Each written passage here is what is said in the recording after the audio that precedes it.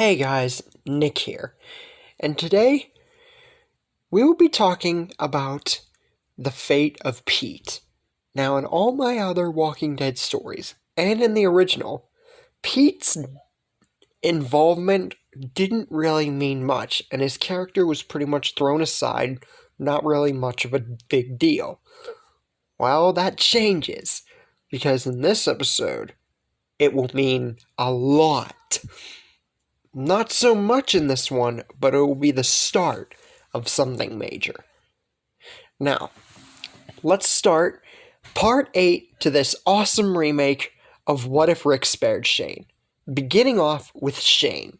Now, if you guys didn't know, Shane, Rick, and Michonne are all constables for Alexandria, rather than it just being Rick and Michonne, because it makes sense. When Shane's going on a neighborhood patrol, making sure everything's in order, as a constable would do, Carol confronts him and says that Jesse's being abused by Pete because she found out before, find out now. Now, why is she coming to Shane? Well, it should be obvious. Remember that whole scene with Shane beating the ever-loving tar out of Ed and saving Carol from all that abuse and everything else? Well, I feel that if Shane were truly to change and stay with the group and everything else, that Carol would definitely thank him for that. And this would be the perfect spot in which to show some kind of gratitude? Question mark? But also because she would know that Shane would be the number one person to get a job like this to an abuser done.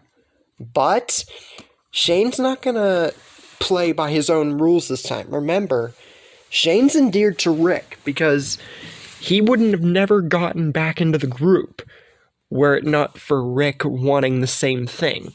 So, he also needs the permission now of Rick and Michonne, because Michonne and him are together, and he's, like I said, he's endeared to Rick. Now, here's something that I need to discuss. Even though, since Lori is still around, and Michonne and Shane are a thing, that means that Rick is not going to have a thing for Jesse, nor will Shane.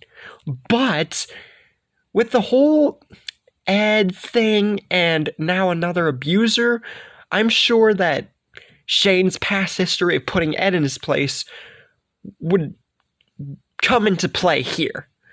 So when Shane does discuss it with Rick and Michonne, Rick understands, even though he wasn't there for the whole Ed thing, what Shane did and how it saved Carol from all that. And Michonne understanding Shane and getting where he's coming from, together, Rick and Michonne say that if something is to come up with Deanna because of Shane's influence of going over there to put Pete in his place, that they will back him up. Shane, without another word and just a smile, goes off to Jesse's home. Now, him coming into the house, talking to her and everything, starts out as you would expect, just a normal conversation. How are you enjoying Alexandria and new job role and everything else? And then he gets into the conversation about Pete and says his own history of being in an Atlanta camp with an abuser of a good friend of the entire group, Carol, and what he did and how it will only get worse from here. Jesse, hearing this is from a different point of view, mind you. This is not Rick trying to hit on Jesse. This is Shane just looking out for Jesse out of the goodness of his heart and wanting to make sure that Pete, is dealt with in some form of fashion. And Jesse's just about to consider, much more so deciding with Shane before Pete unfortunately steps out of the room and starts getting all edgy. And unlike Rick, Shane gives Pete the same beatdown, but much, much harder. This is Shane's savage side taking over like before, just like it did against Ed and the group before. And if Pete were to land at least a punch, that would be the only punch that he would be able to land.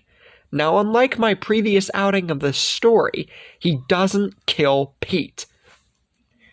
Now, after beating Pete to a bloody pulp, much more so than Rick did, Deanna steps out, and of course, she's not too happy about this, because after everything, she thought the group was good, but this is just out of turn. They didn't even come to see her first, and then they find out that she knew the whole time.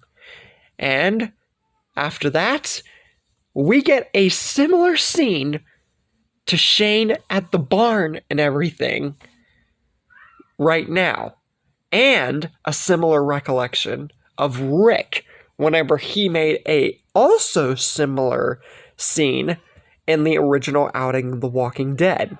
So, 3 recollections. How interesting is that? And Shane has not... Nobody's seen Shane like this for a long time. But this time, nobody is against him. As a matter of fact, Rick and Michonne are the first 2 to step up after Shane spills it off, with no one knocking out Shane or trying to stop him. And Rick and Michonne are the first 2 to speak out and state their cases that Shane might have done wrong in the past. They all have. But he's not wrong now.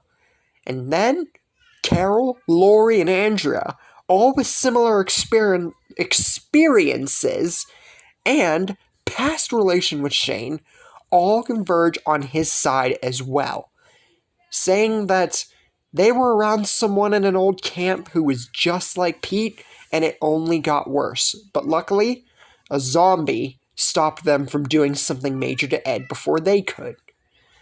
And after hearing what all these people have to say, Deanna, unlike before, understands where they're coming from. They're bringing up good points and everything else. And she eventually does relent and decides that they're right. But they are not killing Pete. She still won't accept that, because we all know how Deanna was before she lost Reg.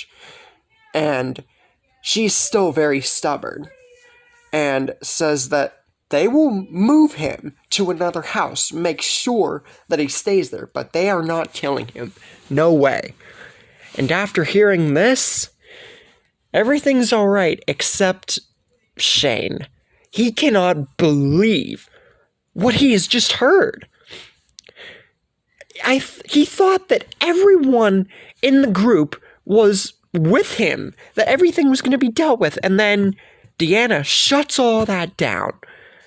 And to add to that, Rick and everybody else, well, for the most part, everybody else anyway, said that they were behind him no matter what. And when Deanna said all that, they all just stand aside, especially Rick, the man who he's now endeared to and his best friend pretty much forever. And it's all just spat back in his face. Like everything that he's done to redeem himself has meant nothing. And Michonne, the person that he first met, the person that he's gotten accustomed to, the person that he's now together with, stayed right alongside and did nothing to defend him or try and plead more to his case. And it's just really heart-wrenching for Shane right now. And to add insult to injury, Pete is still going to be alive and right down the freaking road. And with Ed, it was different because they were much softer at that point. They were not nearly outside as long as they have been now. It's much different time and place than it was back then. And hearing this and seeing all this happen, Shane is just utterly dumbfounded.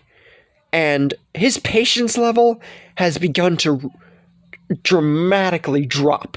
And we're seeing an all-familiar side of Shane that we all haven't seen in a long time. And Shane decides to himself that if Rick's not going to do anything, if Michonne's not going to do anything, if Andrea, Lori, and Carol, and all these other people, Deanna, aren't going to do anything, then he will. Because it's only going to get worse. They let someone live who should not live.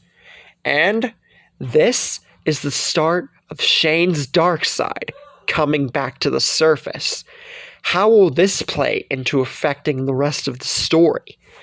And how will Pete being alive in this scenario this time affect the story? And what will go through Shane's mind that might cause major ramifications for our group? Well, we'll answer all those questions next time, or at least most of them, because that's where we're going to leave things for right now. Hope that you guys truly enjoyed this episode and are enjoying the story as a whole. Hope that you guys have enjoyed all my videos before, and I hope you guys are really looking forward to the next episode.